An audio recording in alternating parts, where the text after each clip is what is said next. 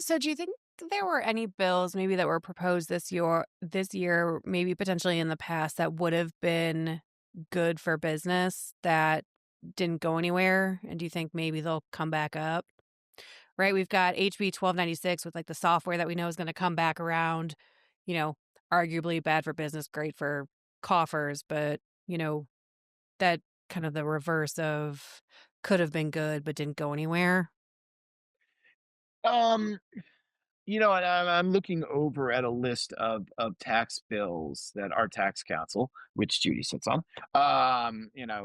weighed in on this year. And I don't think there was a lot that was coming before the legislature that were good bills that didn't go anywhere. I think there are ideas percolating out there that we will see if they will go somewhere, but frankly, have to wait until we're in a different budgetary situation, and that may not be for a couple of years. You start with something as simple as the data center tax break bill. That is going to have to wait until they find a different source of paying for it or to come back.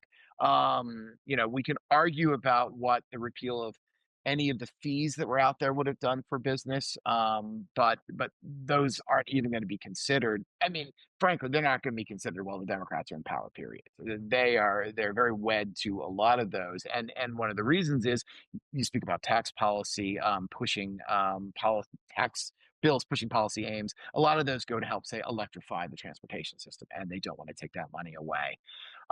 As far I will tell you the panacea bill that has been talked about for so long, and that is how do we get rid of the business personal property tax even Oh, more? This is right? this is this is very literally. I started covering the legislature in 2007, and I know by no later than 2008, this was an issue that was up there. The business personal property tax is considered an incredibly regressive tax for business. It basically Mhm. says, "Oh, you bought that piece of equipment? We are forever going to charge you property tax on it Right. until there's no value left in that equipment."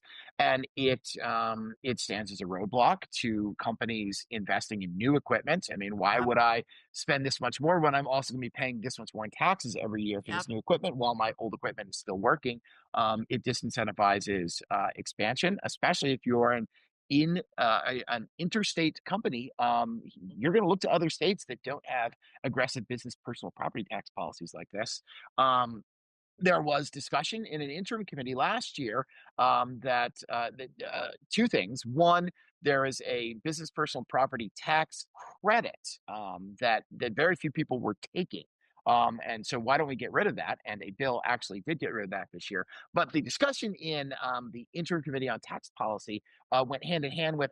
But what we should do while we get rid of that credit that nobody uses is we should raise the exemption on the business personal property tax. And what that is right now, if you own $52,000 worth of business personal property, that could be machine equipment, it could be desks in your office, it could be cars your company drives, anything like that. If you own $52,000 or less of it now, you do not have to pay any business personal property tax. If you own $52,000 and 1 cent of that property, you do have to pay it. And you have to pay at the same rate that, say, an oil field giant who has tons of business personal property pays at. Um, there was talk about raising that exemption to 75,000. That did not come about very strictly because of the budget crisis this year. Not very strictly because it just didn't catch on largely because of that.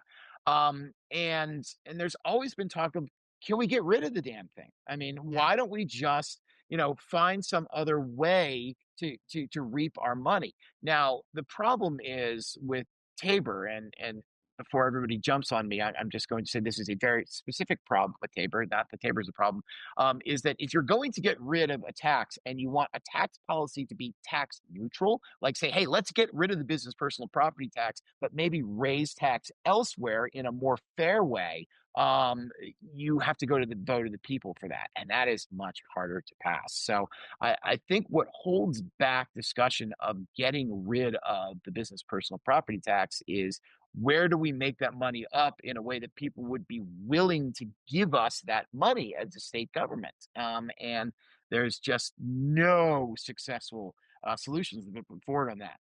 I don't think we're done talking about getting rid of or lowering the business personal property tax. I mean, it is, Governor Polis hates that thing too. He's the one that raised the exemption from about 18,000 a year to 50,000 a year as part of a tax deal a couple of years ago.